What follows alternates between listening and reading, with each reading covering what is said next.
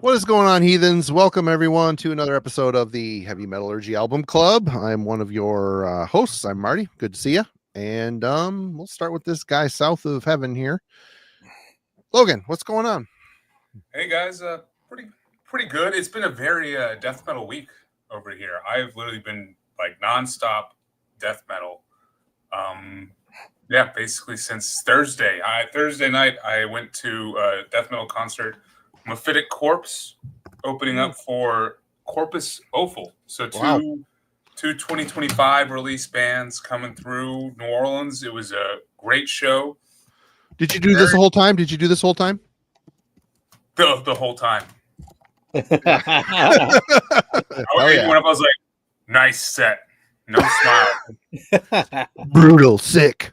Sick set. Here's some money. And then they gave me this.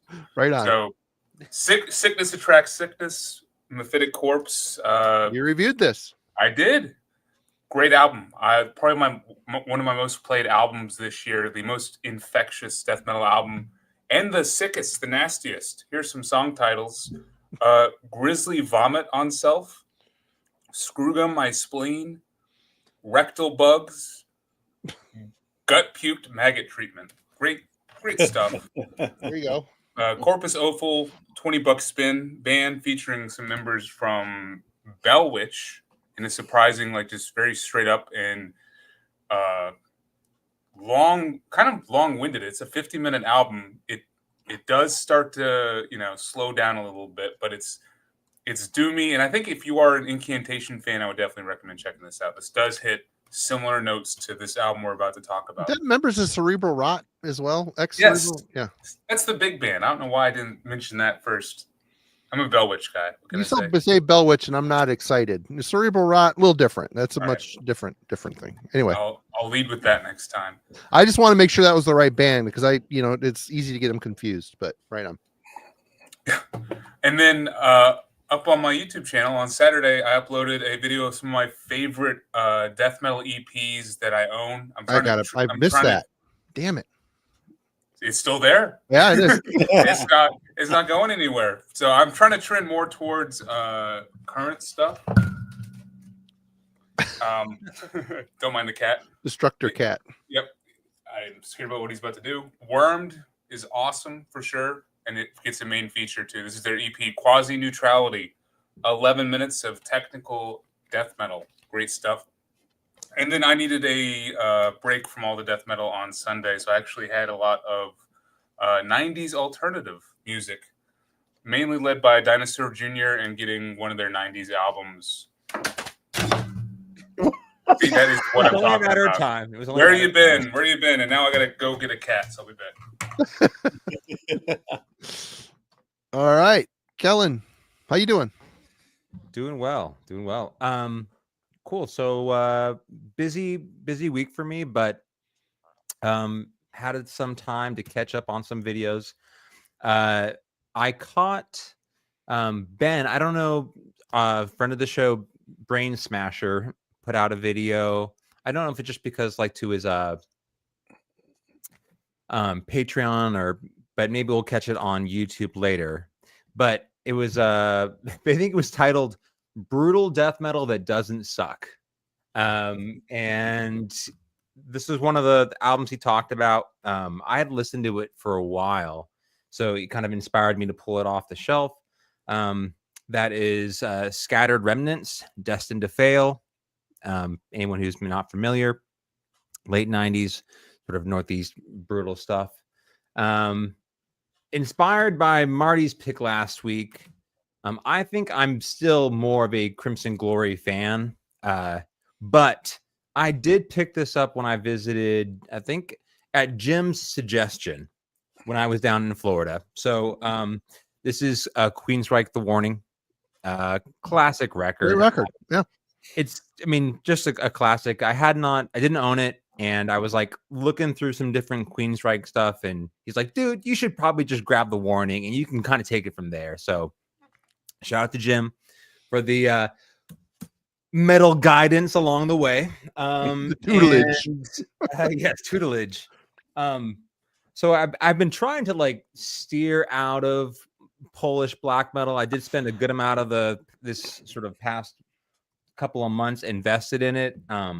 But when I was working from home this weekend, I was inspired to pull this off the shelf. This is Cultes de Ghoul's Coven, inspired by the a Master's Hammer concept record. I'm going to butcher the name. Jamalitsky Occultist, I believe. But this is I'll just a quick little show and tell. So this is a concept record just like the Master's Hammer, but it's kind of composed as like a play. So the booklet that comes with it has like this cool, liner notes, information, yada yada, lyrics. Anyway, it's a cool little collector's edition. And then with the artwork and lyrical content, I'll just show one of these here, but got this fun little etching on all of the records there. So cool. Anyway, cool. I like it. It's awesome. Pulled that one off, and it's a 3 LP, so it was a long listen, but I was planted at my desk working all weekend, so let that spin in the background. Flip the record, get my ass out of the chair, and move around a little bit. So yeah, so I've been listening to. Awesome. Jim, how you doing? Doing good, man. This past Friday, Rick from the Dreadful Minutes was in Orlando, and we went record shopping together and had a couple beers after. Nothing but a sweet dude there, man. I tell you, man, straight up. It was great. It was great. And he brought along a friend of his, a guy named Christian, who's just now stepping his foot into metal. So it was we were showing him the ropes. So he went home with a rise in hand. So he's going to be just fine. Sweet. Yeah. Speaking of 80s thrash, okay. Finally got this on vinyl. I haven't had it yet. This is a 2021 reissue, but it's on 180 gram. It's a European import. So I was pretty stoked to find this out there because like the latest reissues, like it's colored vinyl and I don't like the quality of them, but yeah, pretty stoked to get this one. Black and Evil. It's real nice. That's one of the things I grabbed. And they had like reissues of like every hypocrisy. I mean, there's so much hypocrisy there. And so Marty, our buddy Tej, man, he's a hypocrisy guy. So I just like spread them out and took a picture and said, all right, Tej, what am I going home with? And he told me to take this one home. I agree. That's a good pick. Yeah. And I really enjoyed it, man. It has that guitar tone that totally reminds me of Tej. Well, I should say Tej reminds me of hypocrisy, but but yeah, this has been a fun listen. It was so fun. He's like, no, get them all. I'm like, dude, I'm getting one. You got to do one. That's like, the one. You did right. Yep. But yeah, first two are really good too. Yeah. That was kind of where I was leaning. Was like the first two, or like was it the fourth wall as well? But fourth dimension. Yeah. Fourth dimension. That's what it is. Yeah. But no, I'm happy he pushed me on that. This has been a good fun listen, and I always wanted to have this on vinyl, so I picked up old Candlemass reissue, Epicus Dominus Metallicus, obviously essential, and I love this. It's been a while since I spun it, and I'm like, the production on this is just so good for a debut, man. Like the production level, like it stands up against later Candlemass albums. The Messiah era is my favorite, but I just really like how pro the sound was on this, even though the singer was just like a studio hire at the time. Of course, I guess he's still with him now, right? But anyway, love this album, and all as most of us do. And I'm a big Wolves in the Throne Room fan. They had a nice reissue there. I died him in 12 stars. So jamming on this. Yeah, this was I think this is the first thing I heard from them. I saw the CD in some record store in Athens, Georgia, and I don't think I picked it up, but I like immediately went home. I couldn't stop thinking about the cover, and I went online and checked them out, and been a Wolves fan ever since. So very, very stoked to have this reissue on out. It's a nice one, 2 CD, but yeah. So good pickups from hanging out with Rick at the record store. It was really great to see him, and so now, Marty, we got to go up to Philly and return the favor, right? Right on. Sounds good. Yeah. Awesome. All right. You done? Yep, that's it for me. Right on. Okay. Yeah, for me, I've been entrenched in homework. I'm not even gonna lie. A lot of rage. Listening to this album a lot this week, but I will show a few pickups that I've acquired here the last week or so, and I haven't listened to any of these yet. One I've already heard, but Zoller told me I needed to hear Vulture's Sentinels, so he sent it to me. I haven't even taken it out of the shrink yet. I haven't had time to listen to it, but yeah, there's a lot of red Ironbirds on the back of their band photo. Excited to check that out. The local record shop, again, as much as I hate the place, I was looking at one of their videos. They're flipping through. Oh, we got a crate of old rock records, and a couple Maiden records were in the flip through, as was Swords Metallized, which that was what I went in there for. But when I went in there for it, I wasn't about to pay $30 for that. So, but I was digging through in the same chunk for $13. I did get Warriors. This is Fighting for the Earth, isn't it? The thing is, I have this on tape. I don't know. Debut Warrior album. I think they're a California-based band. It's a solid metal record. $13. It's a WNMC promo, and not a scratch on the record, although the jacket has seen better days. So yeah, I was happy to pick this one for $13. I'm always down to phase out a cassette. And then I got a package from Logan the other day. He picked up Metallica's Injustice for All and Peace of Mind Iron Maiden for my son. Thank you for that. And which we listened to Justice in the vehicle the other day. And man, I can just never get over the shock of hitting play on that and the sound. It just always sounds like all the air is sucked out of it. It's like they put the tapes in a Cryovac machine and sucked all the, I don't know. It's weird. It's just a weird sounding record. Anyway, Logan threw in a couple of bonus CDs in here. Power Surge, self-titled. It's on Road Racer. Never heard it. Got doubts on this one. Many doubts. Tiger Tails with Berserk. Ooh, okay.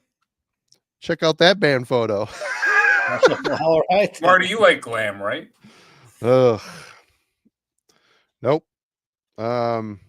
Be careful who you know. Life is not a bowl of cherries. Spelled Cherriez. I have no hope for that one. Sorry. But yeah, anyway, we're here today to talk about the second full-length album from US's Incantation. Mortal Throne of Nazarene came out 1994 on Relapse Records, and this is the original cracked, broken-ass case. A little bit about Incantation for those that don't know. Incantation is an American death metal band formed by John McEntee, or McEntee. I've always fucked that up, I'm sure. And Paul Ledney in 1989. Despite the band's members currently residing in Jonestown, Pennsylvania, Incantation are considered leaders in the New York City death metal scene, along with Suffocation, Mortician, and Immolation. To date, the band has released 12 full-length albums, 2 live albums, 4 EPs, 2 singles, 3 split EPs, 1 DVD, 3 demos. Their most recent album, Unholy Deification, was released through Relapse Records in August 2023. The band have maintained a significant cult following and underground popularity since the 90s. Guitarist and vocalist John McEntee is the sole founding member of Incantation, though drummer Kyle Severin has appeared on every studio album since their third full-length Diabolical Conquest. So yes, it's been a minute since I've listened to this record. Always been a favorite too, and it was really nice to revisit it. But we'll start. Jim picked it, so we'll start with Logan. What was your first impression? Man, well, I come from the church of worshiping any death metal band that ends with Ation. The Holy Trinity is Suffocation, Immolation, and Incantation. And each of these 3 bands are kind of a pinnacle to death metal in the 90s and really bring a unique sound to what death metal was. And they all feel distinct, too. Like, they're not an American sound or like the Swedish sound. It's just also very much their own style. Like, Suffocation was that like more punishing, like almost, spawning brutal death metal. Immolation had that like surgeon like precision to their guitar riffage, and what Incantation had, just dark and maze-like songwriting. Like there's no band that crafts albums as just bleak as what Incantation did in the early 90s. I mean, an absolute favorite of mine is Onward to Gogoltha, and huge fan of this one too. Believe it or not, I actually don't own this one. This is the one that I've just haven't gotten around to picking up from the first three, which is like, you know, to me, the holy trinity of their releases, or the unholy trinity. And yeah, I've always just listened to it here or there, but never really taken the deep dive. So this was awesome to be able to have this chance and kind of see where it fits in. I was curious going in, like, will this usurp either this one or this one, with being my absolute favorites for Incantation? So first impression, I would say, like, really diving in, it feels the most focused of these, like, first three Incantation albums. It definitely feels a little more focused than Onward to Gogoltha, which is really like a maze of just different songwriting ideas and crazy riff choices. And I think it flowed a little bit better, you know, just with like the way the songs are arranged, and, you know, the fact that it ends with that 8-minute just doomy epic was always a standout for me. So it definitely, you know, fit that bill of being an Incantation album. It's dark, it's murky, you can't see through it or the bottom of it. It's like, you know, an endless abyss. At the same time, I didn't feel like it could be better than either of these two as I was kind of diving into it. So that's kind of where I was left with my first impression. Still liked it, obviously, but like definitely was hesitant if it was going to rise to the occasion of the other two. Kellen. So I kind of have a different experience than Logan. The most of the bands when I was first getting into death metal were primarily inspired by Suffocation or Morbid Angel. I was a little bit late, I guess, relative to, like, Incantation is one of those pinnacle, you have to know them American death metal bands, but when I first got into death metal, they weren't part of that sort of like first wave that I was exposed to. Probably, I'm trying to think back when the first time I heard them. I don't know if it was when Funebrarum came around. People were like, if you dig this band, you should definitely know Incantation. And so this is back in the early 2000s when I was kind of getting into the genre. So, you know, at first they kind of fit that mold. But probably as a consequence, I never really felt like this was my band. In the same way that I like identified with early, like the 90s death metal bands. There's some that like I immediately associate, you know, my first initial impression. Like I mentioned, Suffocation, Morbid Angel, like the second, third Carcass records, but Incantation was not one of those. I kind of took a little bit longer to get into them as a band. And when I finally sort of made that turn later in the 2000s, like Dead Congregation had arrived and sort of the wheels had started to turn in terms of what the sound of death metal was. So they weren't sort of like an early adoption for me in terms of like a favorite death metal band. My appreciation for them and their catalog came a little bit, you know, later. Now, when I do listen to them, though, it's usually the first two records. I know they've got quite a catalog, but I always reach for the first two. And I probably need to spend more time with Diabolical Conquest. You do.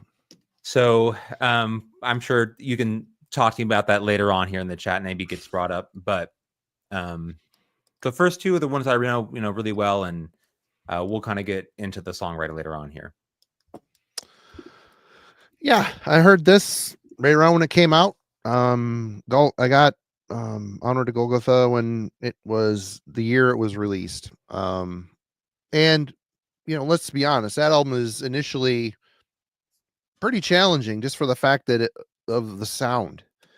It's very, the thing that really, there's multiple things that really make Incantation work great for me, and the main thing is John's songwriting and his riff writing. He just, how such a nice dude writes such evil shit, especially these first two albums. Gogoltha is just a scary sounding record. The production is so weird. Initially, it takes a minute to get used to it, but once you do, it adds to the overall presentation of what Incantation is. And yeah, so when this came out, I eagerly bought it and wasn't disappointed, though I will say the production, though it is very murky and dismal sounding and evil, you'll hear me say that a lot tonight, it's kind of a mess, which we'll probably get into later tonight as well. I mean, so much so that the album a year later was released again, called Upon the Throne of Apocalypse, which is, and I quote, original rough mix version of the recording that became Incantation's Mortal Throne of Nazarene. And I listened to this as well this week, and I see why they did some of the things they did for Mortal Throne of Nazarene, like they triggered the drums and stuff, because here the drums are very forward, thumpy. I mean, basically, the source material is rough. It is. Here is they try to make it's a little heavier sounding, a little fuller, but here it's just a little bit more cryptic and sinister sounding. But the mix and the with the original recording session is just so, I don't know. There's a lot of things that sound like it went wrong, but somehow they got it all together. It sounds like an Incantation record. And the thing that's great about it is, even though there's times where it bothers me that the drums disappear and then come back, and Craig's vocals are lost most of the time on here, the songs are fantastic. They're really well written, and I really love the fact that Incantation are so good at writing this super patient, slow, crawling death doom that just at the flick of a switch will just go into like a super sick blasting riff run or note run. You don't see it coming, but when it hits, it makes perfect sense, and it's like you needed it the whole time. So John's an incredible songwriter, and this early incarnation of the band is a classic. And yeah, it's an album I love in spite of some of its flaws, for sure. Jim. Yeah, our to Gogoltha, I like Kellen, I got into Incantation late, and but I was like, I had started listening to bands that had kind of been, spawned by their sound, and I was like, wait a minute, I gotta stop, I gotta go back to the the progenitor here, and started listening to Onward to Gogoltha, and I liked it. I saw like the uniqueness and genius of it, but it was something that I kind of had to be in the mood for, you know what I mean, on subsequent returns for whatever reason. But when I heard Mortal Throne of Nazarene, like I liked it instantly, or something about the arrangements, the riffs, just everything, like it just for whatever reason it just appealed to me more. And so I've listened to this album a lot more than Onward to Gogoltha over the years. Something interesting happened this week, though, which we'll get into later, because as I visited some other stuff of theirs, but yeah, this album was always the one I most often would turn to, and obviously it's not one that people talk about a lot. I think people obviously always talk about OTG or Diabolical Conquest, because Daniel from Chasm's on there, which it's a great record. It is. So yeah, I thought I'd bring a little attention to tonight. So excited to talk about it some more. So cool. And I guess I have a question here. You do. So let's do this. Okay. Incantation is considered an originator of the cavernous death metal trope and its adjacent styles. Bands like Grave Miasma, Ignivimus, Vacillath, and most recently Mortiferum, and many others adhere closely to the swirling lava aspects of Incantation's filthy death metal, while others, like Father Befouled, embrace the more direct death metal doom characteristics of these Northeasterners' riffage. Do you think this subgenre of the dank cave persuasion has legs that will last long into the future, or do you think it has an end date? All right, who wants to go first? Go for it, Marty. Oh, Logan's up.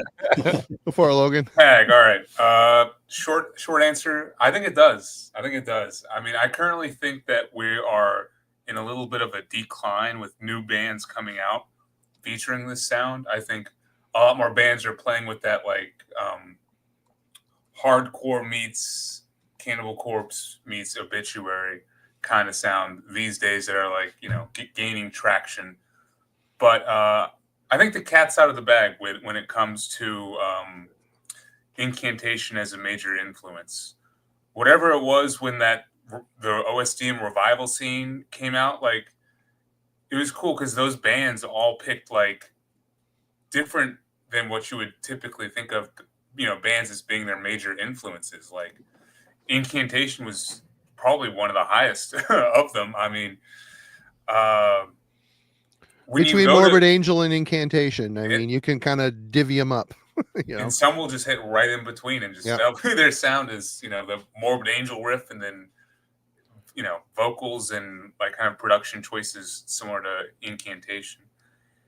And I think it's a little bit because turn of the century, everything was trying to be so much more fast and technical and was really almost becoming too polished. So the easiest reset button is this. Go back to literal just sludge and murk and, the depths of the death metal sound, and Onward to Gogoltha is definitely it. And goddamn, Mortal Throne might actually be the closest to being like the proto cavernous, death metal sound. Like it kind of puts Onward to Gogoltha to shame, I think, in that category. But so yeah, it was impressive around 2014, 2018, how many bands just all sounded like this album in Incantation. And I do think it, as I said, it's gone down, but the vernacular of cavernous death metal and sludgy, swampy,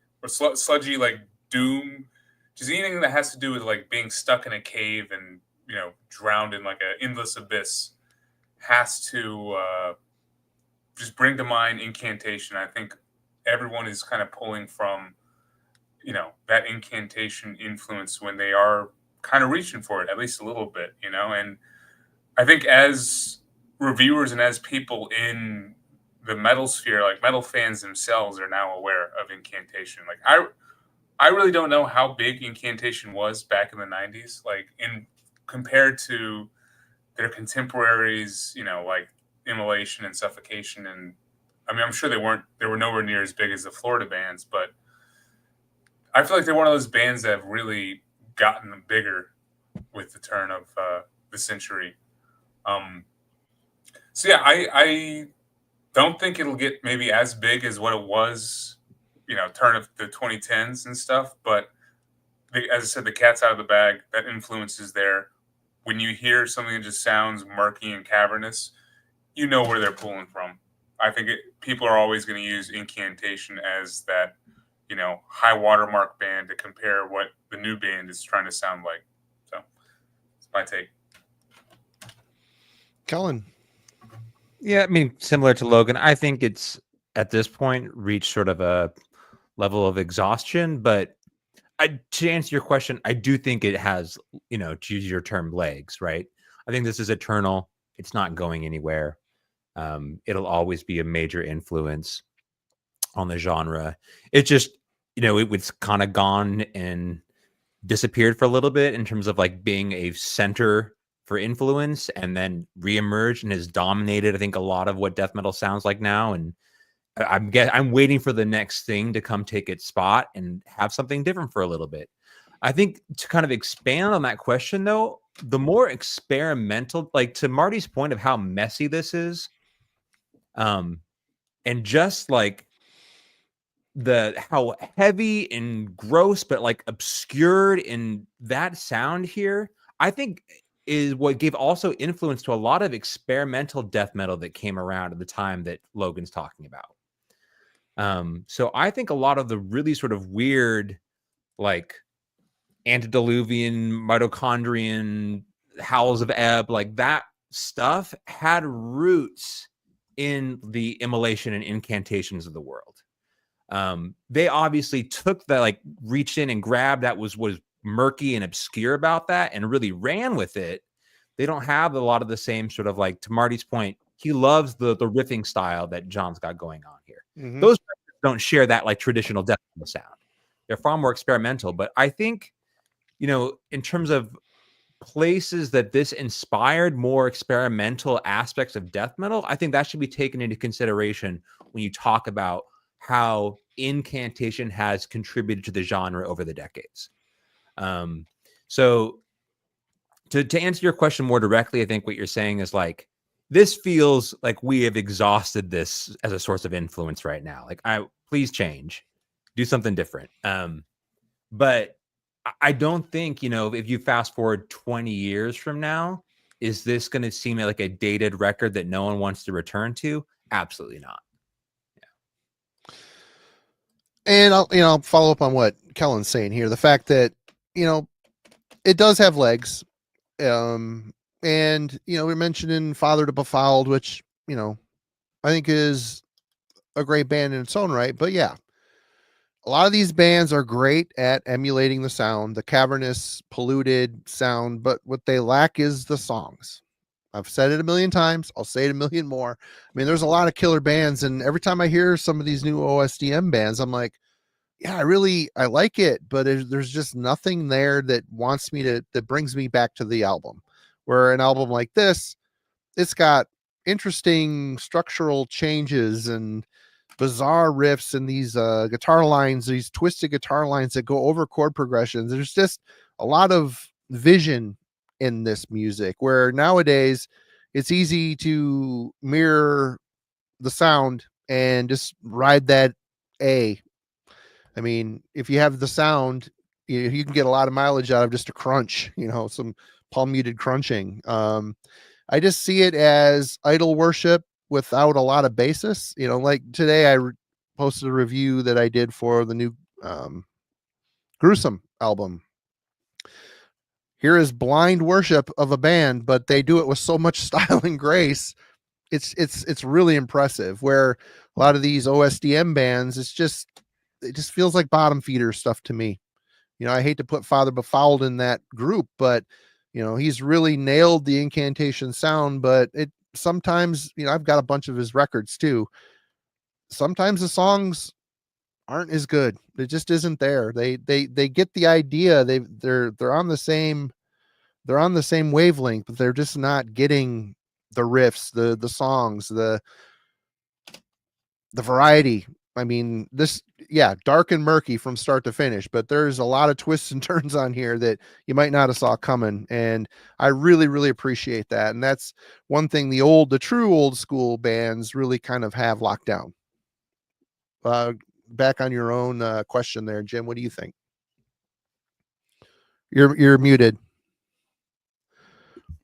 Yes. I think that there was a time where we were hearing a lot of this, Incantation inspired, maybe not so much the riffs, but the sound, like the muddiness of it, the like I used earlier, like it sounds like crawling black lava, death metal to me.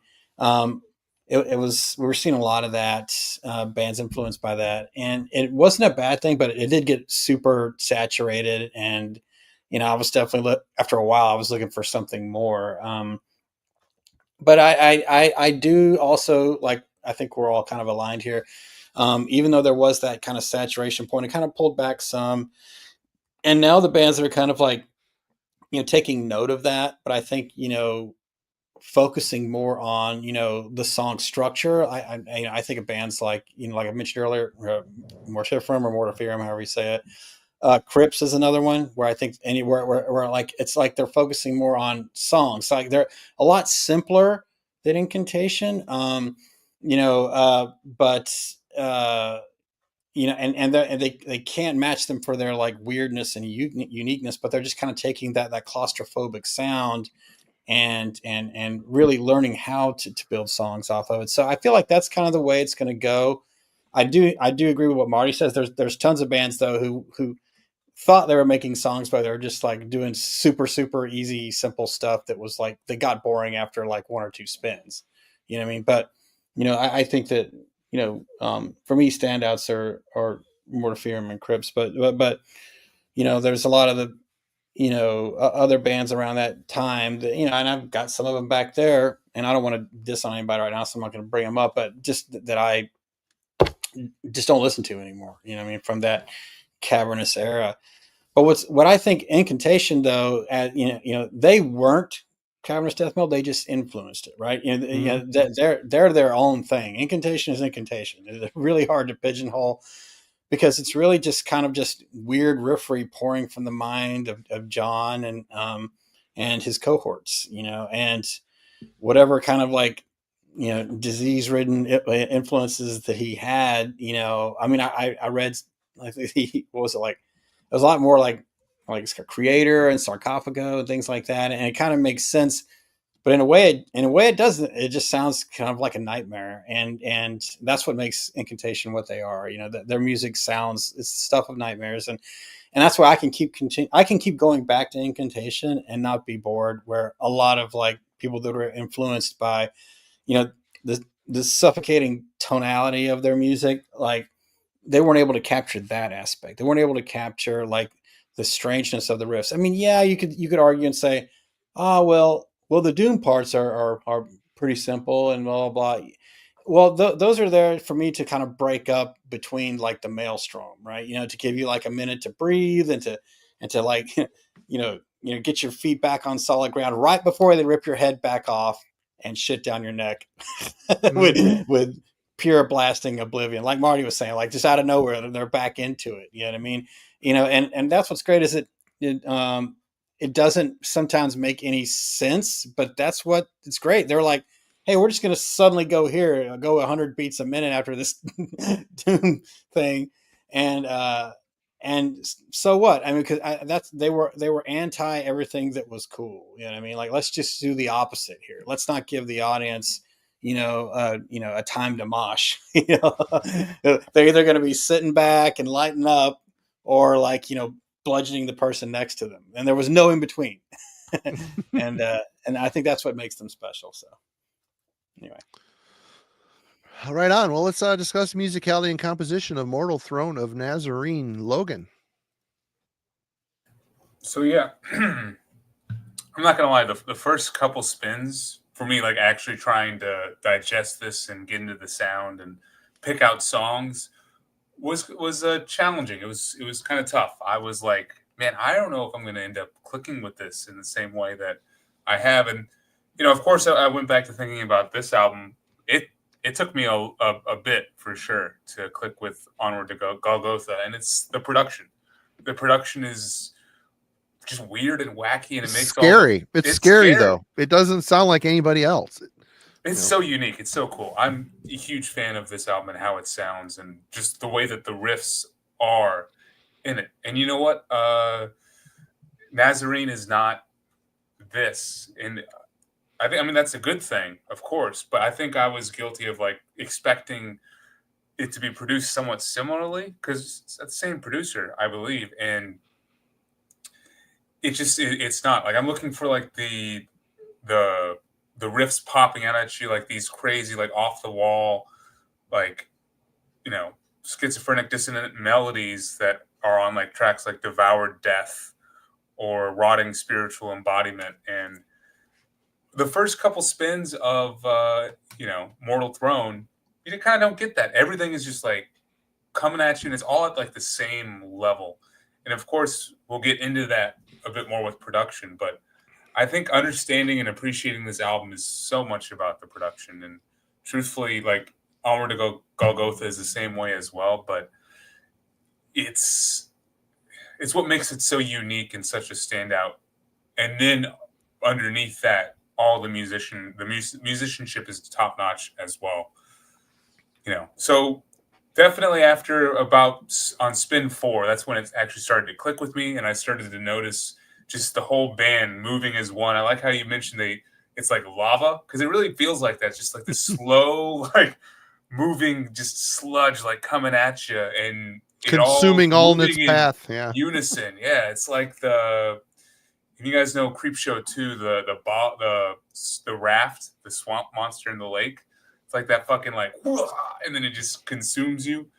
It's kind of what it feels like when you finally click with it, and then you're just like riding in this just, you know, intense groove, but then it will just shift at the drop of the hat for no reason, and you're just like thrown, and then it'll go back. And I think this album does a better job of keeping this center to it, of being a bit more like groove in I don't want to say mid pace, but it's just, there's such a crazy like dichotomy in this thing, that this album actually feels a bit more, as I already have said, focused. Like there's a heart to this sound that just moves through the whole of the album. And as soon as you kind of click with that, it works perfectly. The riffs are top notch. McEntee's always been a riff merchant, and here's no different. I love how he will just go back and forth between these murky, like lurching riffs that you can barely kind of make out. And then all of a sudden you'll get that like almost immolation style, like technical, like flourish that just makes the song so interesting and so engaging. And it makes it unique. And so the guitar performance is top notch. And as soon as you get with the production, I was able to pick out the bass and the drums and what they were doing fairly well. And the bass work is phenomenal. I'm like impressed with how much it's actually adding to the music. And when you can hear it, it's always doing something cool. And the drums are just this crashing, cacophony that really do help push it. Of course, Craig Pillard's vocals are a thing of brutal, crushing beauty. He might be like the lowest vocal performance outside of like getting into like the ridiculous, like, pig squeal like shit. Like, it just sounds so naturally low and guttural. He's got a voice like, no one else. And it probably is one of the most brutal performances, I think, of the 90s when it comes to vocal approach. And I think this album, he actually outdoes what he did on Onward to Gogoltha. And maybe it's just because the mix, he sits so evenly with everything else. Marty, you mentioned that he kind of gets lost, and he does. But then at the same time, it's like a strength. He's like right there in the middle of everything. He's like another guitar. He's mixed so evenly with the guitars. You can't tell. That might make his performance sound even bigger than it actually is. He's like bleeding into what the guitar sounds like, and vice versa. So I just love how low and where he is, in it. The album as the whole, like, it is definitely a more balanced sound, and I think all the elements that make up Incantation is here.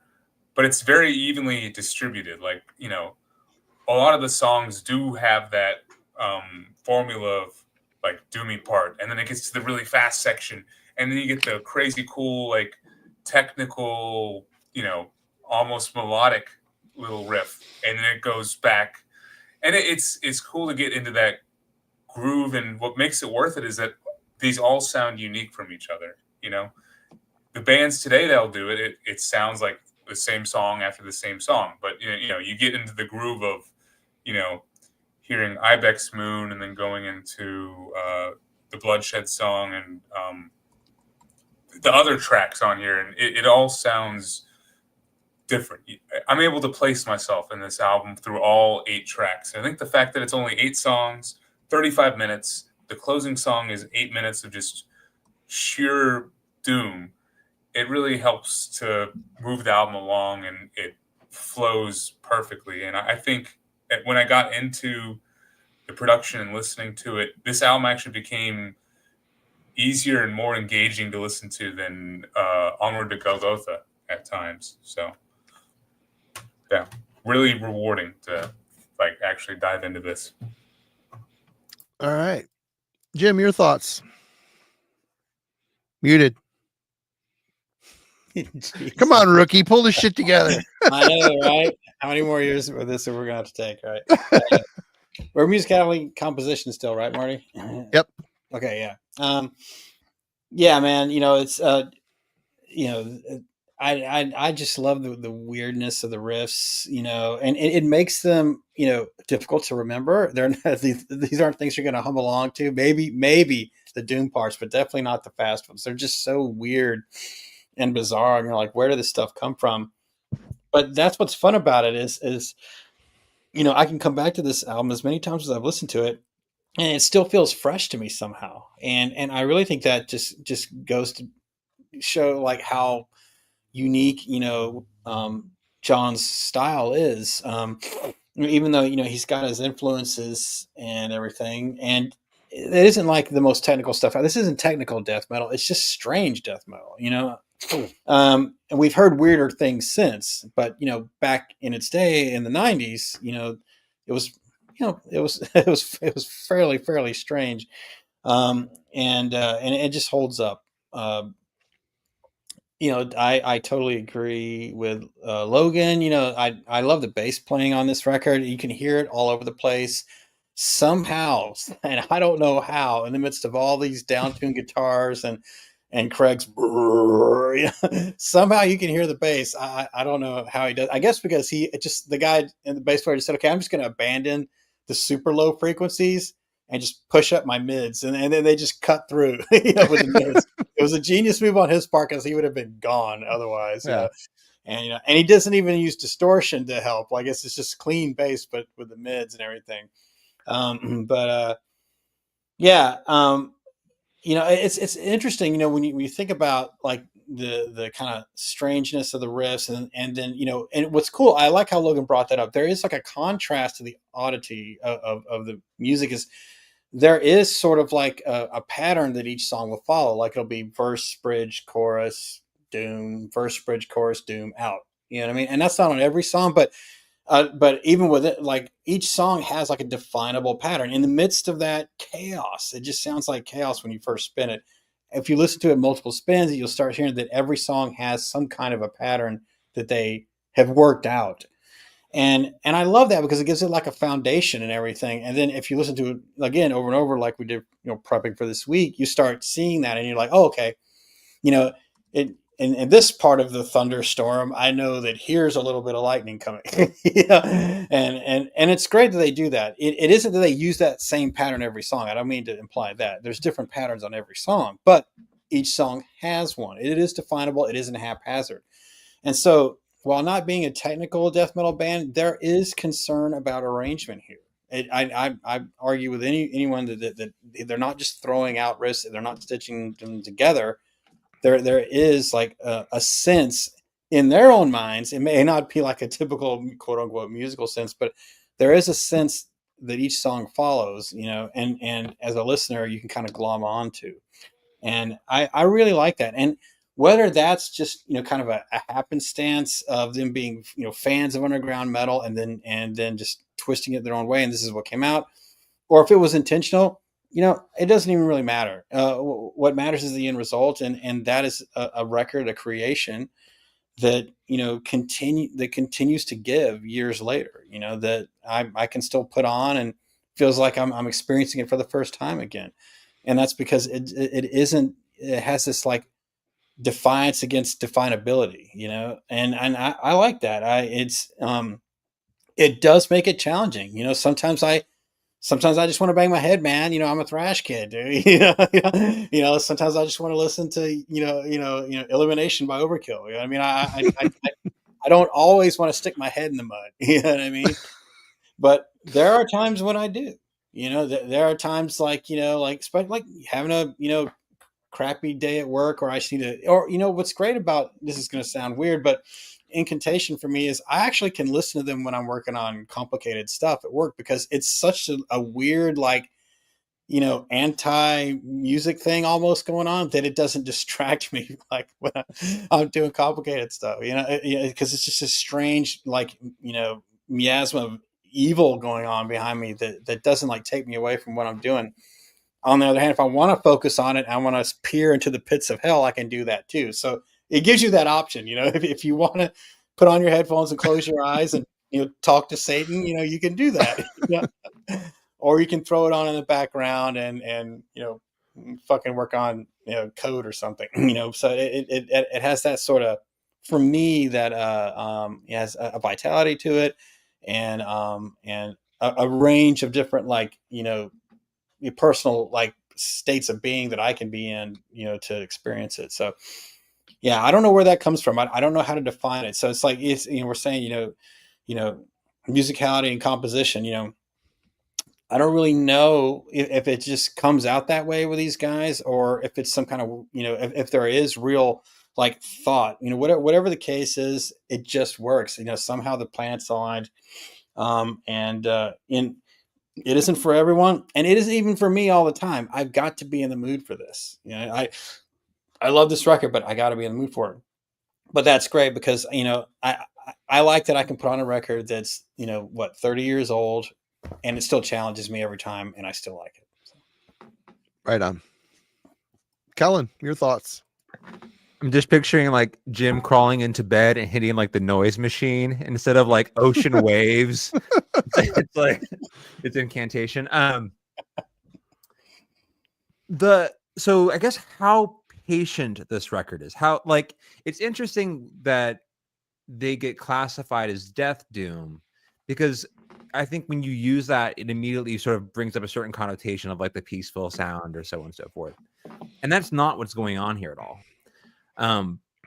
Most of the tracks here like live around 4 minutes, 4 or 5 minutes, but they are decidedly, like, they make an effort when they slow it down to really like enjoy that aspect of their songwriting and not, relinquish it. Like the second track here, when we get into Emancipated Holy Figure, the back end of that track, there's just like almost a ringing sort of guitar. They just kind of lets that sort of like echo out. They enjoy the back end of that track with just this sort of weird, sort of empty doom sound. And I think it's a cool sort of thing to find in a death metal band that's this violent. Because we're going to talk about the guitar tone when we get to production, but when they're actually moving along at like a death metal pacing, you could tell me this is a grind record. Like, it's just a blur of distortion. Mm-hmm. And because that guitar tone is so defining to them as a sound, I think it's really, if they didn't have a level of like dedicated patience to the slower aspects of their songwriting, it would really lose a lot of its impact. And as a consequence, it sort of cultivated like this entire corner of what death metal can be. Craig's vocal approach, it 100% marries, I think, this guitar tone perfectly. Just that like smearing of notes. Like death metal vocals, you can have almost like it can have like a, what do you want to say, percussive aspect to it. Like you're trying to hit certain notes or emphasize certain phrases, a certain aspect to a riff. He's completely at ease opening that vocal register and just washing through an entire like word or phrase. Jim loves being able to discern, or when a vocalist enunciates, that's not on the table for this record at all. No. Right? Like, Nope. you can try and follow along with the lyrics, go, have fun. That's not what this record's about. I put in my notes that the vocals sound almost like it's more like a presence than a performance. It's just he's there, Yeah. and he's contributing to the atmospheric qualities that I think so many bands are chasing.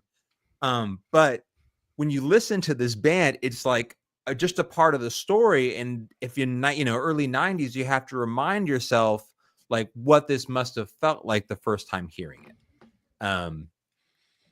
So I do think, though, to the point about like, Logan and Jim both brought up sort of the difficulty of their sound, and internalizing it.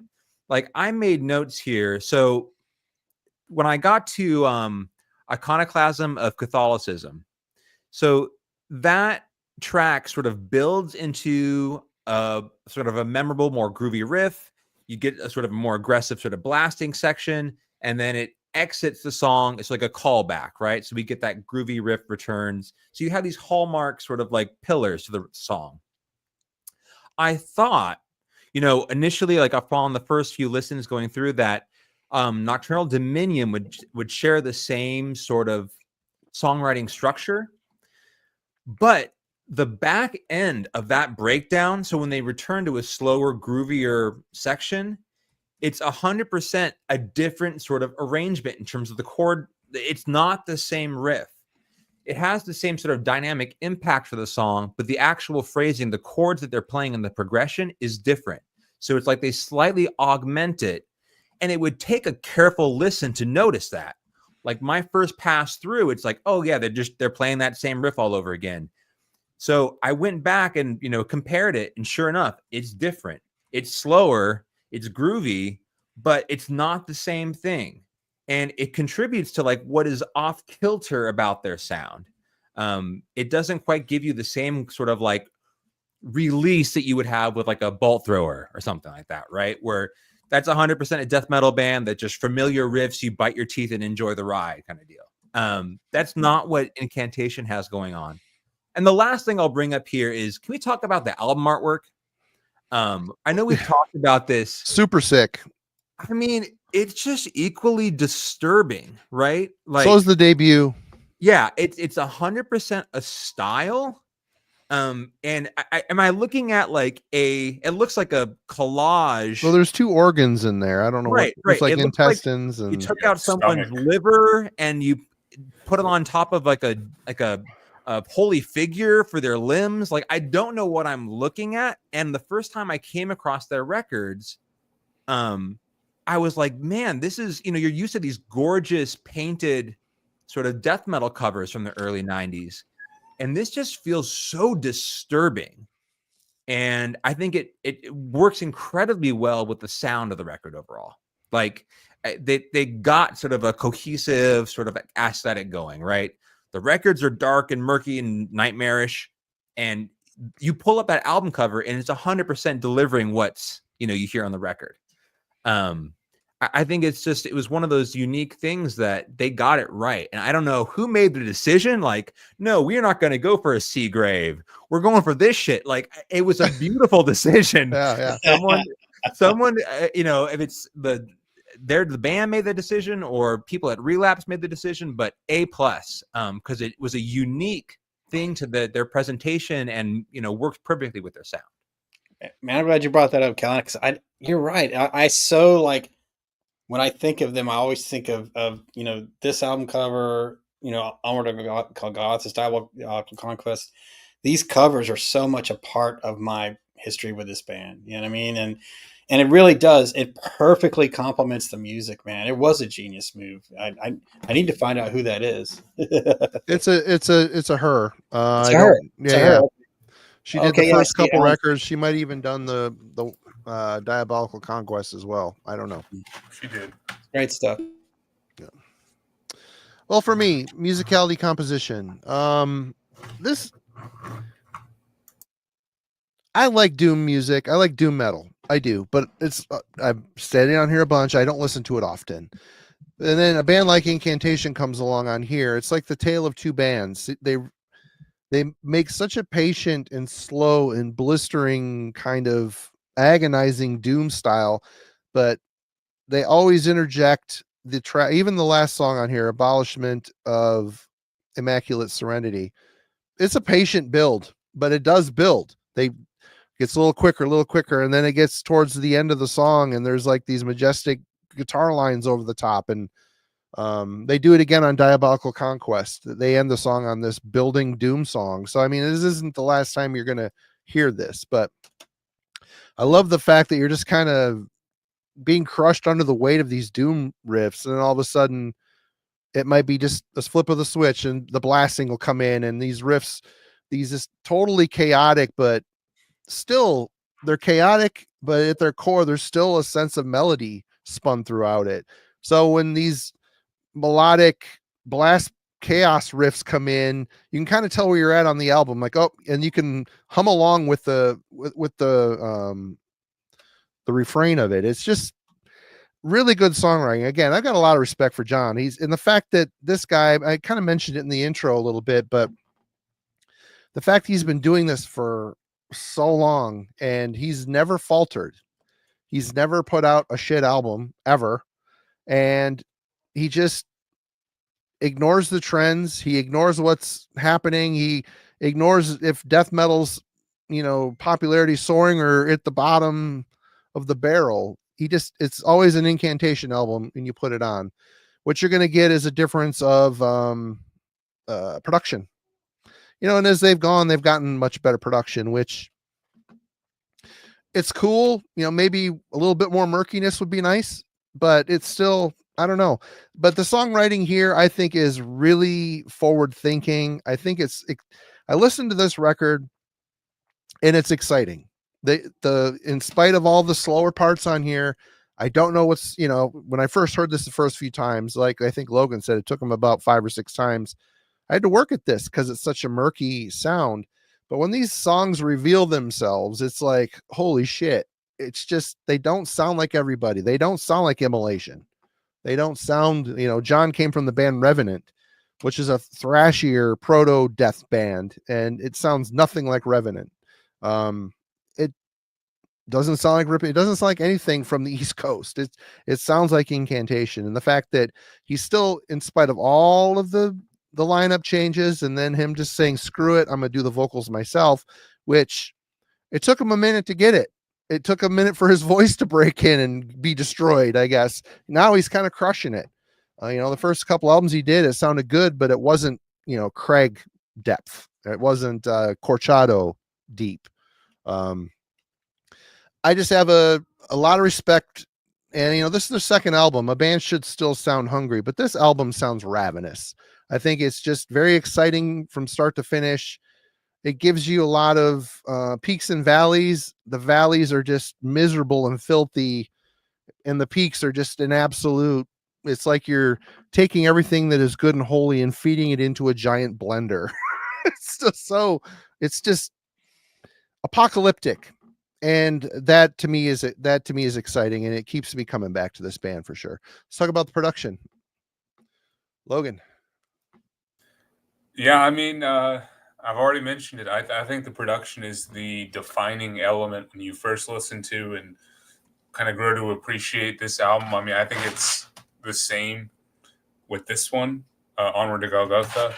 I think by the time Diabolical Conquest comes around, the production sounds a little bit more like what you would expect from like a sorted. It's more sorted. It still sounds like Incantation, but it's right. It's the way it's supposed to be. Exactly. There's no wading through muck and getting trapped in a cave and, not knowing if you're going to get out like with the first two. So, yeah, the production, you got to get used to it first. And when you first hear it, everything is just like right in the middle of this just like ball of, swamp that it's kind of tough to discern and it's tough to digest it. But as soon as you like get in the middle of it and you start to discern what is the guitar riff and what's Craig's vocals and what's the the crash cymbals and the bass drums and stuff, it opens up a whole bunch, and it sounds unique the whole way through.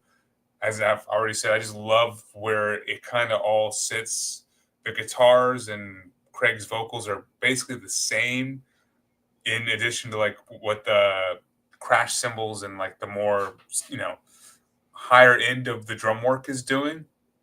And then you got this bass work that's really playing around in this cacophony, and it's cool to listen to. And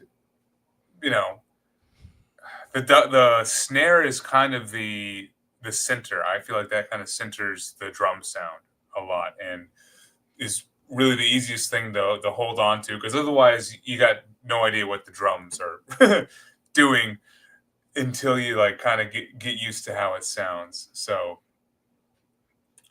yeah, I mean, this is an iconic production. I think this is the proto production for all the bands that we've talked about: Father Befouled, Incantation, Dead Congregation, Funebrarum. The production job is just incredibly unique. I think it helps to make this album, and it's absolutely influential. It feels slithering, it feels evil, murky, and it's something you're not going to forget. it helps to make this album what it is. The same way that Onward to Gogoltha's production, And I hate to say it, I kind of wish this one had a bit more of a bizarre, weird production to it as well, because I think that is one of the traits that I really ended up liking from this album, and also in Mortal Throne, just how weird and off the wall and bizarre the production is. So it ends up being a high point for it, and it wouldn't for any other album. For a lot of other albums, this production would just mar the final feel of it, and you would get lost in the production, not be able to hear any actual songs. But you can make out the songs, you can make out the guitar riffs, you can make out what every single instrument is doing. So I think it's a perfect production for this album, and I wouldn't change a thing.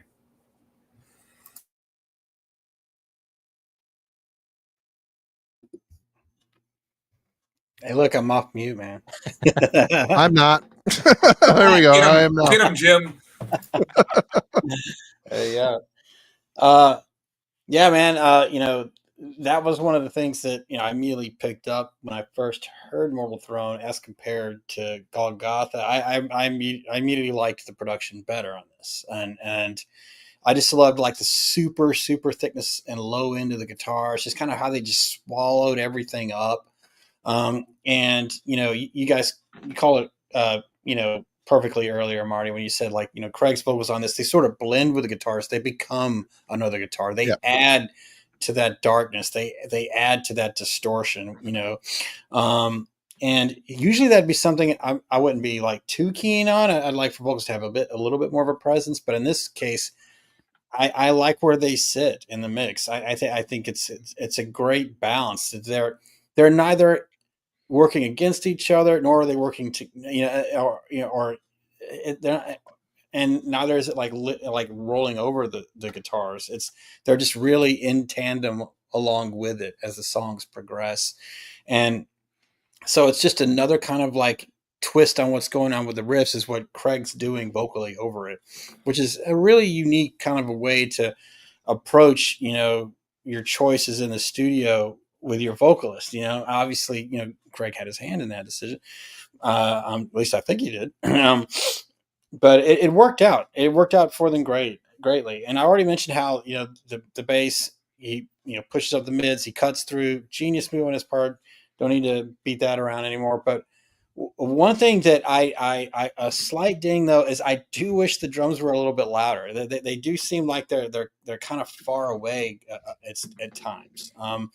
It doesn't bother me so much because for me, Incantation as a whole is really about what the guitars are doing. When I listen to this band, that's kind of what I'm kind of focused on the most is what are the guitars doing, and because what they do is they create this just just really fetid sort of atmosphere. It's like the oral AURAL equivalent of mustard gas. It's going to destroy you. Your eyes are gonna bleed. But the drums though, they kind of they keep it pushing along, and I just wish they were a little bit louder because there's some really great snare work on this. Is what I like about this drummer.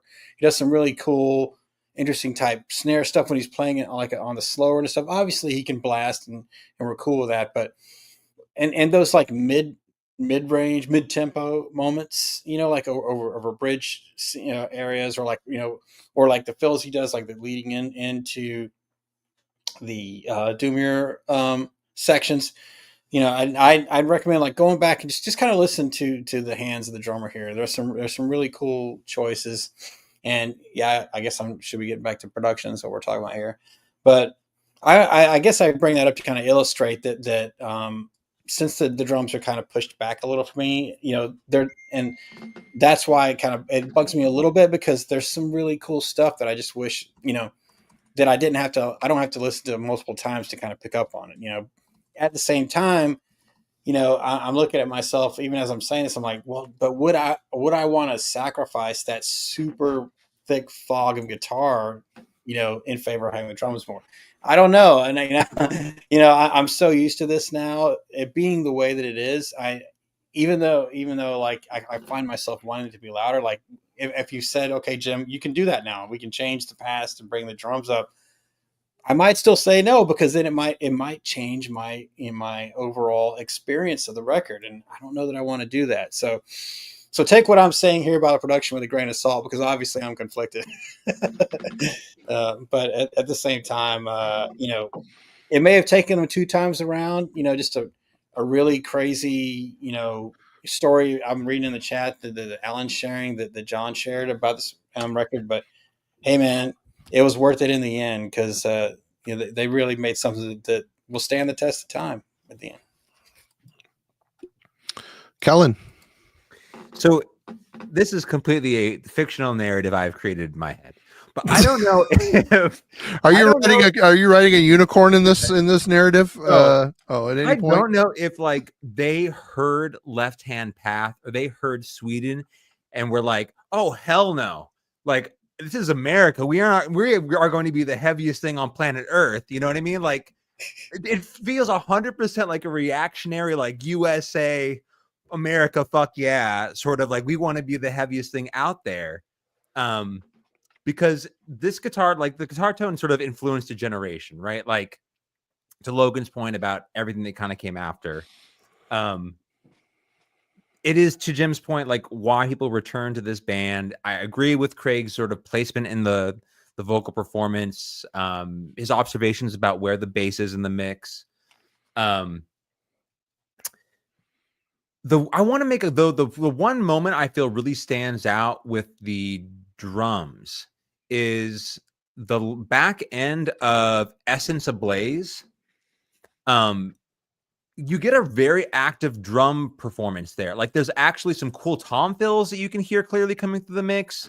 His work on the ride and the cymbals are clear. Like it feels disproportionate, meaning I don't know if he was this active throughout the entirety of the record, and just to the sort of chronicled sort of issues they had in the studio, you don't hear it because of all the production issues. But it was one of those moments like, where is this on the rest of the record? Because it's sort of this shining sort of drummer moment where he really drives the dynamics of that song, and you can hear everything clearly. He gets a lot more out of the usage out of the kit on the back end of that song. So I think he's clear there, but this record is 100%, to everyone's point, based on an ungodly, blasphemous guitar tone that just feels like the instrument can barely support of the weight of the distortion being produced. Like in my mind, the strings are like holding on just barely to the guitar. There's something like there's an elasticity to the distortion, right? Like when there's something that is used to strap down a weight, like something heavy, and the centrifugal force, sort of pulls everything to one side, and it's like barely holding on to a shape. Like that's what I feel about the guitar tone on this record. The guitars that are producing this sound are barely able to sort of hold on to the weight being produced. There's something sort of at risk here about the weight of it. So it's an exceptional sort of contribution to death metal, and probably defining characteristic of this record and this band. And there's a thing, before I get into what bugs me about the production, I mean, I'm sure John would say the same thing, but it was the idiosyncrasies in production in the first couple records that it's funny, it didn't take away from Incantation. It kind of added to them. It sculpted them into being it kind of helped sculpt their sound in a way.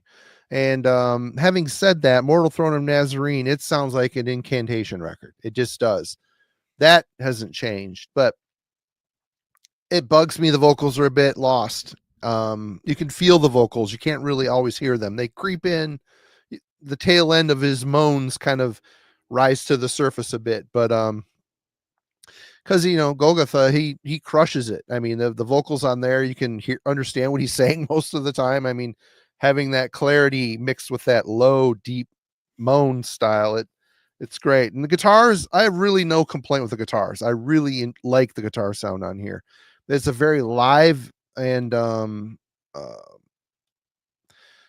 not overly processed sound. It doesn't sound like they tinkered with it much. It just sounded like an amp turned up really loud. And I love the fact, like in the first track, Demonic Incarnate, I love how the feedback comes in to there's a chunk of the song where there's a chord progression going, the feedback comes in and they let it ring through the whole it adds this fucking awesome, I don't know, evil quality to the song. They do it multiple times on the album. I'm like, damn it. I mean, feedback rules if you use it right, and they used it in a way that no other death metal band really ever has on record on this album, I think. So that to me sounds again like, you know, an amp cranked all the way up with a mic in front of it, and them just, you know, playing with that feedback and that live room sound. The bass does cut. My biggest problem here is with the drums. It just, I don't know if it's the same drum sound that is on Upon the Throne of Apocalypse. I can see if it is this, they're really boomy and overbearing on here. Here it's completely triggered. And, you know, reading, Alan apparently read something with John, and Jim came in and redid the drums, and he wasn't in the band anymore, but very triggered. And there's times in some of the blasts you can hear there's misfires on the triggers. So the snare is kind of like a jumbled, it isn't firing right. I don't know if it's the kicks or the snare that's jumbling, but it contributes to the murkiness of the album. And it isn't because of the performance. I really like the performance. I think he's doing a really good job, you know, alternating between the slow and the fast, and everything really flows really well. It's just, you know, a great album that really, for as bad as it sounds, it does sound really good. If that makes zero sense, I know, but there's just this big cavernous wash. And really, I think this album more so than Gogoltha is the album that kind of influences the modern OSDM thing.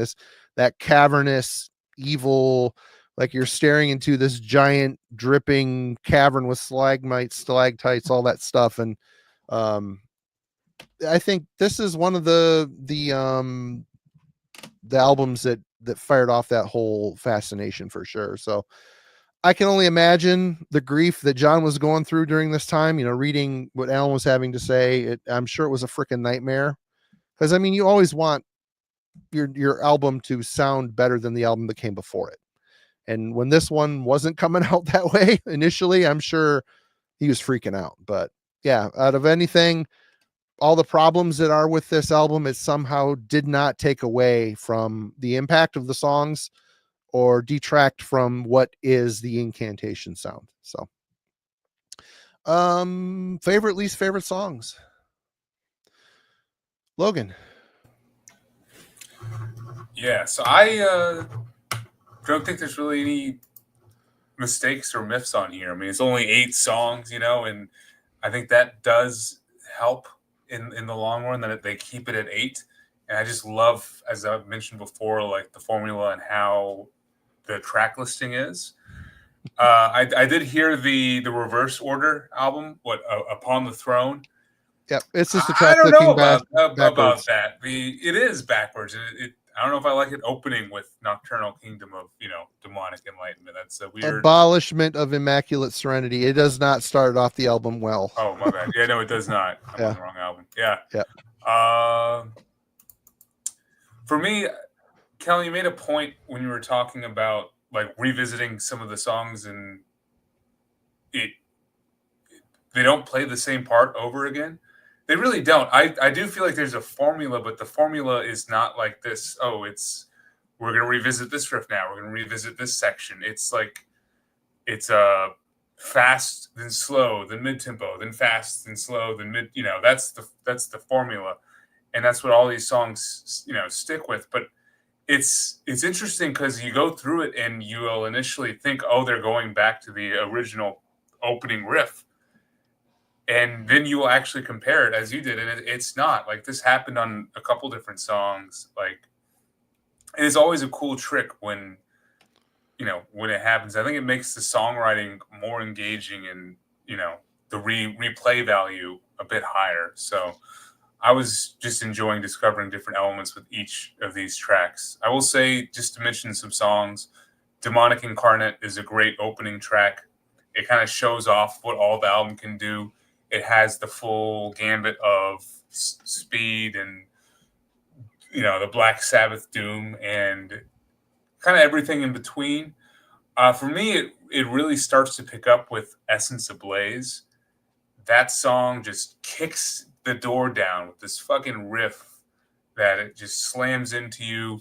It's that slow building, churning riff before picking back up. And I just love the lurch of that track. And then from there, it just gets better and better. I love Nocturnal Dominium. I think this is my favorite song on the album.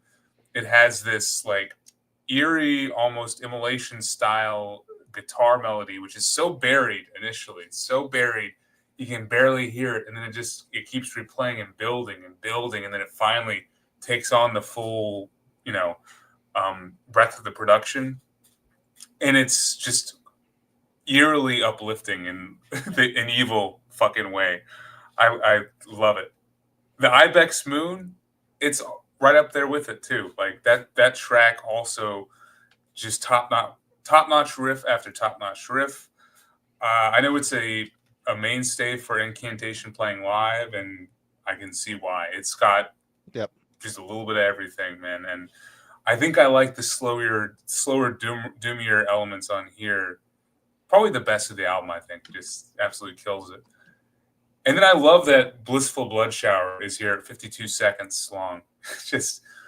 And there's actually a little song in here. It's a full fledged death metal song, and it's such a breath of, well, not fresh air. It's definitely not fresh, but speed and just pure aggression. But you can actually pick out some riffs, which is cool, and actual little song structure.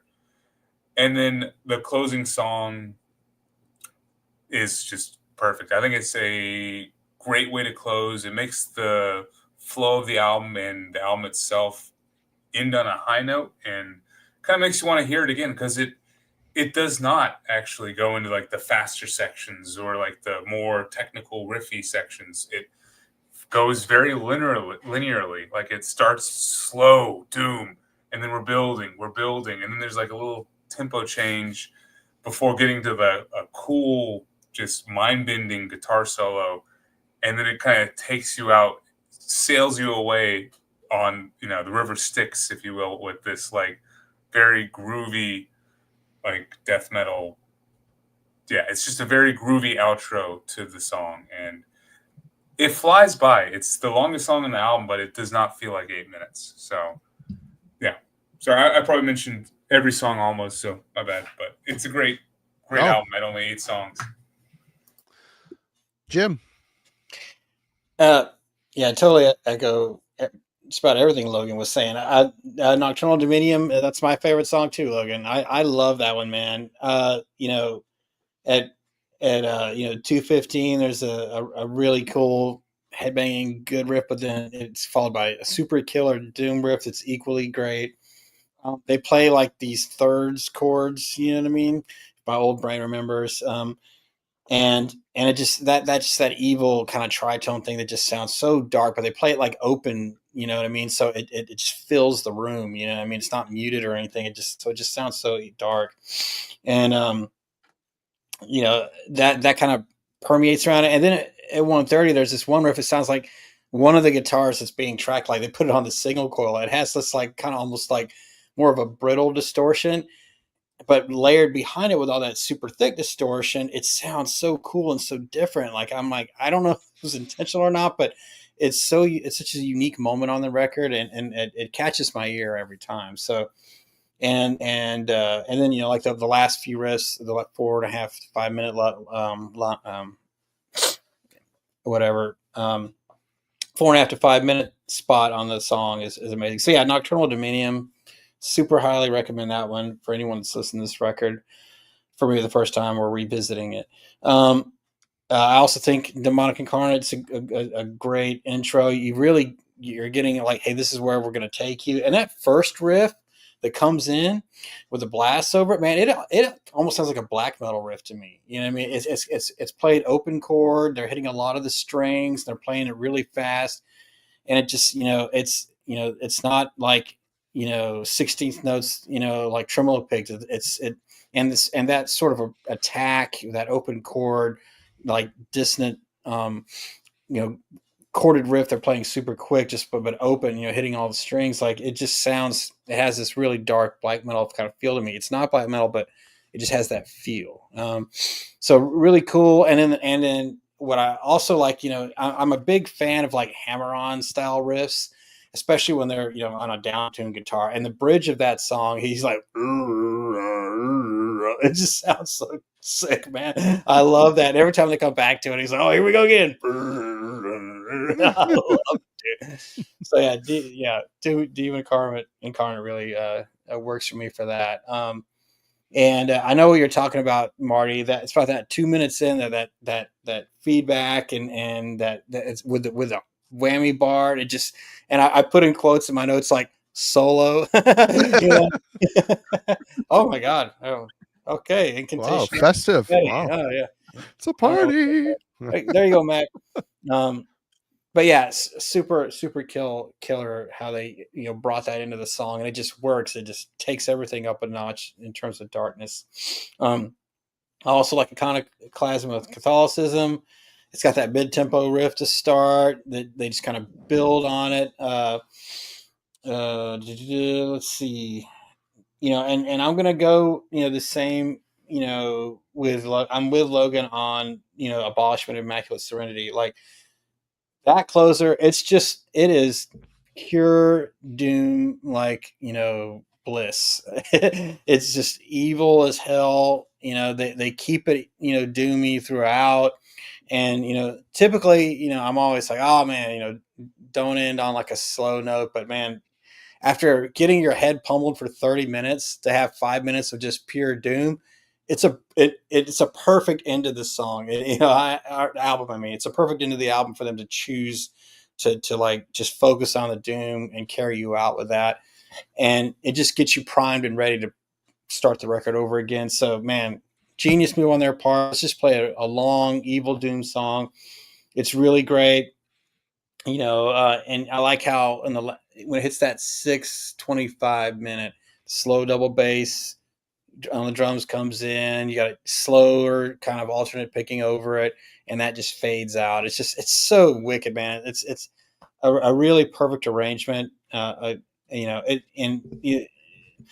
like how like the doomers themselves have this kind of far away feel. Like there's even like a moment or two where I felt like almost like how Candlemass can kind of drift me away when they're really just like the doom just really hits that hard. And there's moments in that song that do that for me. So kudos to them. So yeah, for me, Nocturnal Dominium, Abolishment, and the opener, Demonic Incarnate. Those are my favorites. All killer, no filler. Yep. Kellen. Yeah, I mean, I don't know how much I can really add. Yeah. At this point. So just that feedback moment. It's like you go through the horror of the beginning part of this record. And so then to kind of have this moment of quiet where you just hear the guitar feeding back, right? It's like any great horror film. It's this eerie calm that you just know you're being set up for. And I enjoy that sort of these moments that are like tranquil. Even that second track, Emaciated Holy Figure, there's a weird sort of like almost like studio effect fade out sort of thing going on there. And it's an interesting moment that kind of like catches you off guard, but it launches into the next track. So it's a great sort of like change of pace there. I talked about, and both Jim and Logan have mentioned Nocturnal Dominion in terms of like the augmentation of like the slower, heavier riffs there and why that's interesting. I don't know if the Ibex Moon is the best track on the record, but I think that one more than anything else, the handoff between like McEntee's like sounding the alarm and doing the super fast stuff and then moving to the heavier groovy stuff, like that transition aspect I think is best on that song. That aspect is, I think, is why potentially it's the one that's easiest. I mean, that comparatively, but like easiest to hold on to. I talked about my I really do the Essence Ablaze, that track. The closing drum aspect to me is always sort of like a light goes on every time I listen to it, just because it feels a bit more dynamically alive in the way that, like, for such a guitar focused record, you give a different sort of like element going on there. And I will echo everyone's sentiments, like emotionally, where I am at like 27 minutes into this record. When that closer arrives, like I'm happy they kept it to the very end. If it had been placed earlier on the record, like if that was the opening track or if that was in the middle of this album, I think it would have probably proved to be exhaustive to sort of summit that track and then get engaged with the rest of it. But like, I'm absolutely ready to be, put into the ground by the time we get to that track, right? Like, I am bruised and beaten. So the fact that we get this super doomy heavy that like slowly buries you, it's a really like interesting way to close such an aggressive record. And I think it's also a characteristic for Mortal Throne. Like, they really tap into a doom side to this band on this record. And the fact that they close it like this is just like the perfect sort of massive sledgehammer in the coffin sort of way to end the record. I always feel like, it's not a difficult record in terms of the time to get through it. 36 minutes. It's not a difficult death metal record, and most of the tracks, right, 8+ of those minutes are this closer. So it really feels like this immense moment of finality when you get there. And I'm sort of welcome for that. At that point in the record, I think they chose the right spot for that track, and it pays off. We've talked. I mean, broken record. We've said this many times. If you're going to close an album with a song, like, make it one like this. So they choose a great way to finish this up. Hell yeah, well said. Yeah, it's hard to follow up any of this stuff, but favorite songs, the first two on here for me. I really love Demonic Incarnate. This is very apocalyptic beginning to this album. It's a very dense album, and like Kellen said, you're battered and bruised by the time the final track hits. But Demonic Incarnate, it starts off with the blasting in the intro and the layered guitar lines kind of soaring over the din of this album, of the sound. It really does size up what everything that's going to happen to you throughout this album is on this song for sure.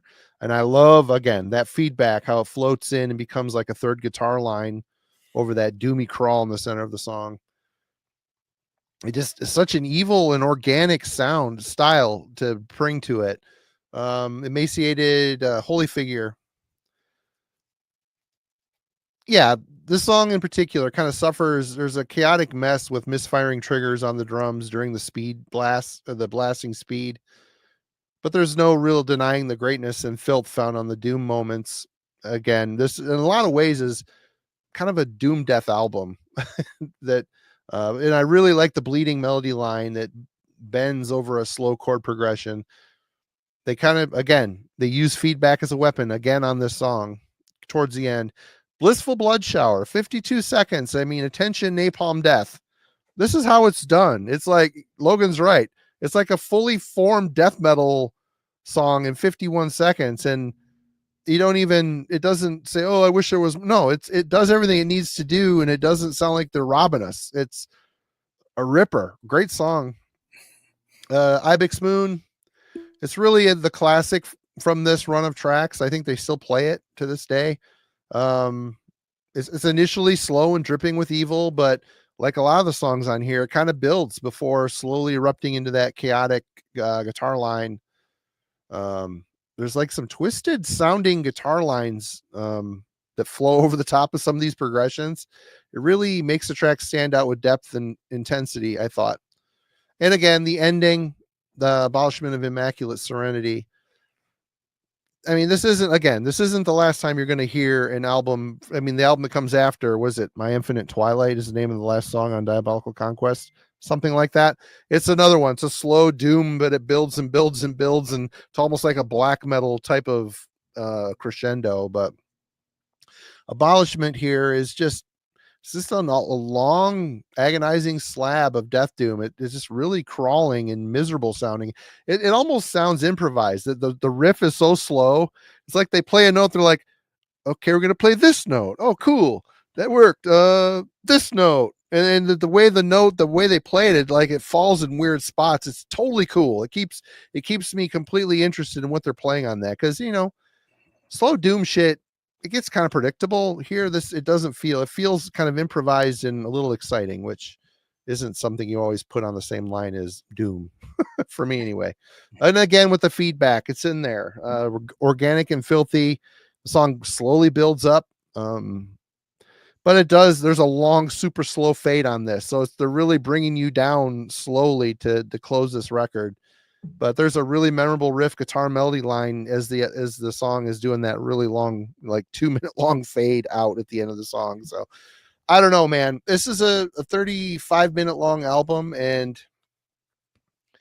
in spite of its little flaws here and there in the sound field, it's just a great record. It just is. It sounded very ambitious, and I can see, if John wasn't happy with the way it was sounding, how that could be just absolutely maddening. The fact that you spend so much time crafting these songs that go somewhere and do some interesting things and then have it marred by production. But thankfully, Incantation comes out the other side.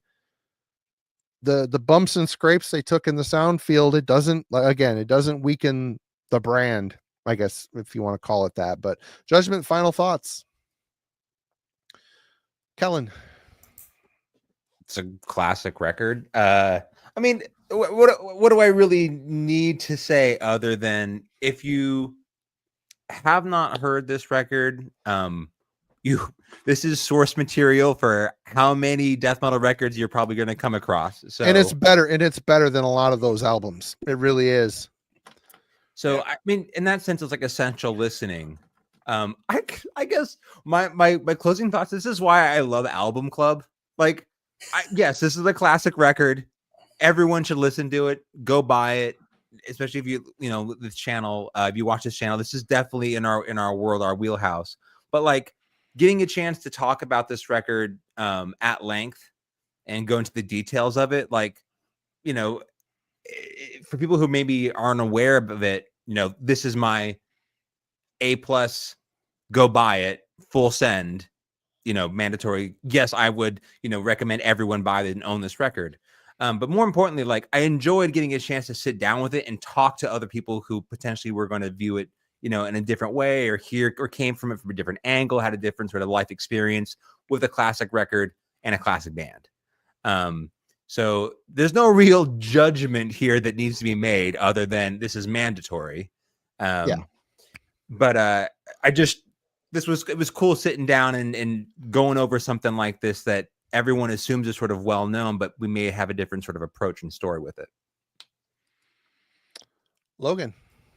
Yeah, I mean, just because it's known doesn't mean it's like really dove into and digested. Like for me, I've listened to this probably 4 to 6 times just over the years, and never really like given it enough time of day to like fully, And I knew I would at some point. I just was doing other Incantation stuff. They got a big discography. Good for them. Yeah, for me, this album was always been so unique and so just impressive with the production, endlessly and the classic songwriting. Yep. I didn't feel like anything could ever come close to this. And I've listened to this album before, and I've given it it's good, but it's not, onward to Gogoltha. And like, I like this one, but then at the same time, it's almost too focused. I love it. I love that record. It's awesome. Crociato kills it on that album. Kills it. It's awesome, but it's missing that just like schizophrenic, like you're in a maze of just death and despair vibe that this one and Immortal Throne, Immortal Throne of the Nazarene gives. It's just such a unique feel, and I never thought I would end up like feeling that Mortal Throne was a worthy successor to this, but it absolutely is, and it comes close to usurping this as like my favorite incantation. I mean, I listened to this for a long time. At this point, songwriting is just so top notch that we'll see, but just how immediate this album kind of is, and it's a bit more listenable. It feels more focused. It feels like it's really taking you through the gambit of the sound. And then I do agree that this is the album that everyone is aping. This is the one that had the blueprint for cavernous, dungeon-like death metal. Like, definitely hear a little bit, but it's just such a step up. And the weirdness is still there. The bizarre guitar riff writing is still there.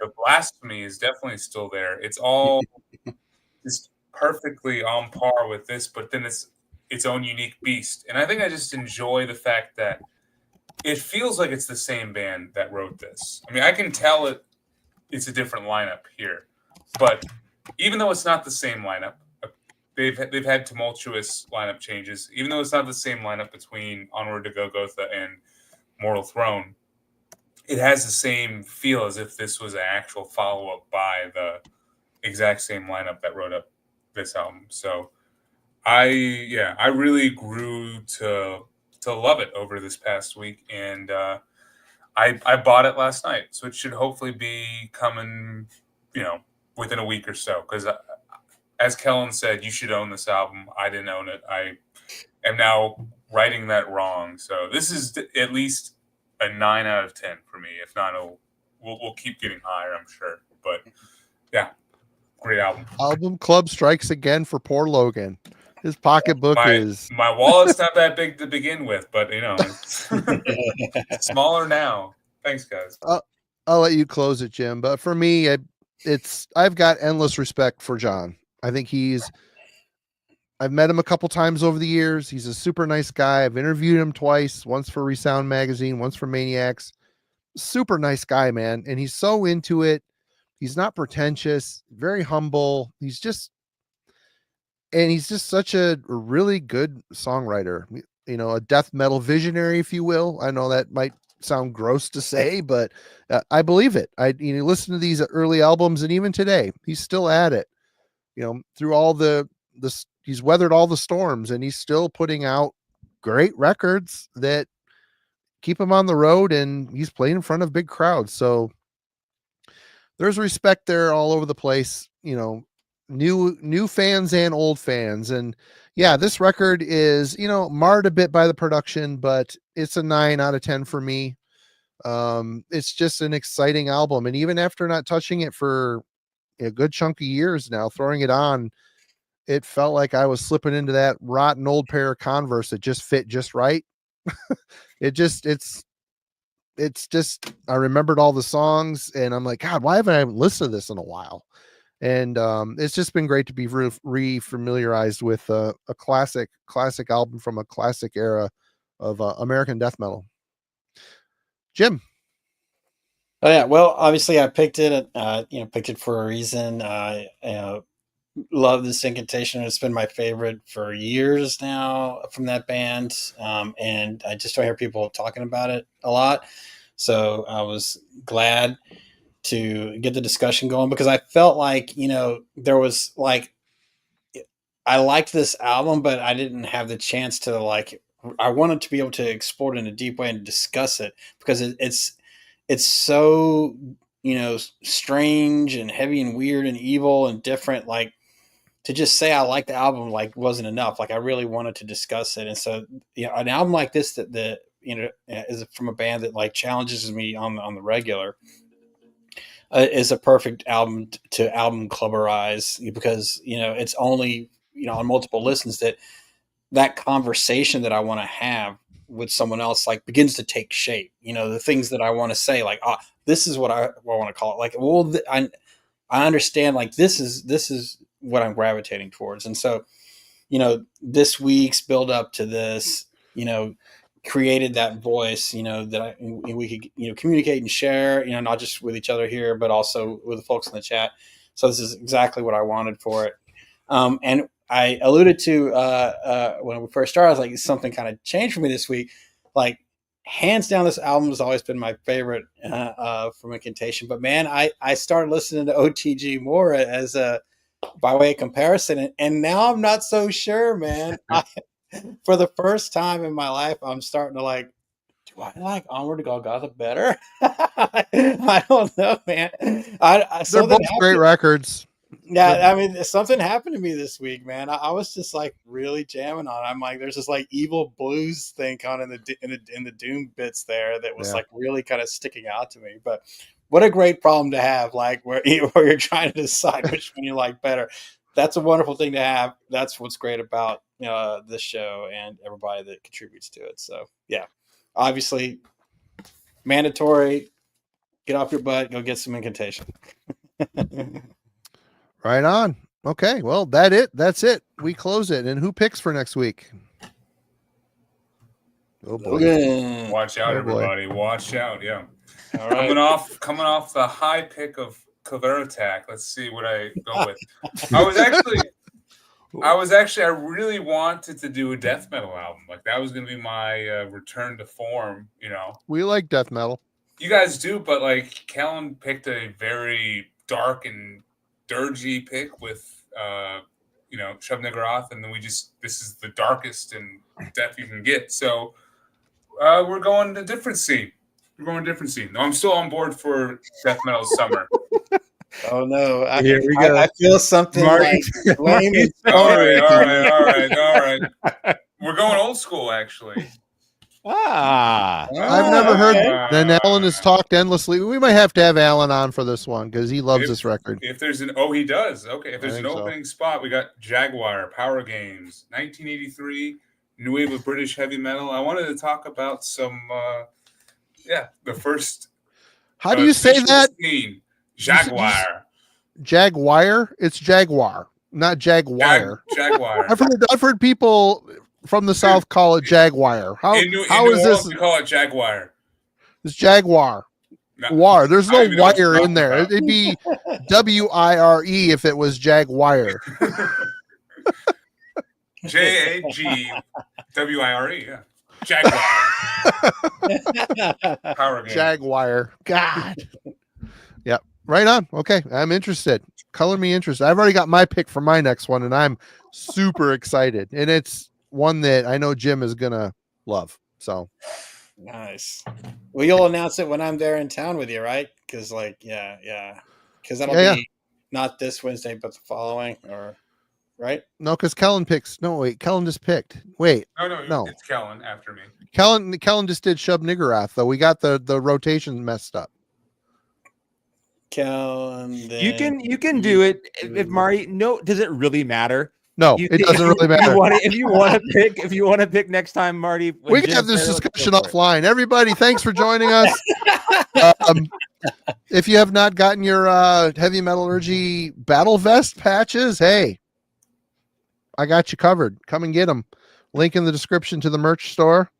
There's going to be a shirt eventually. I need to get with a new artist, and I just don't have any new concepts. But we'll do some new shirts. Shirts always do well.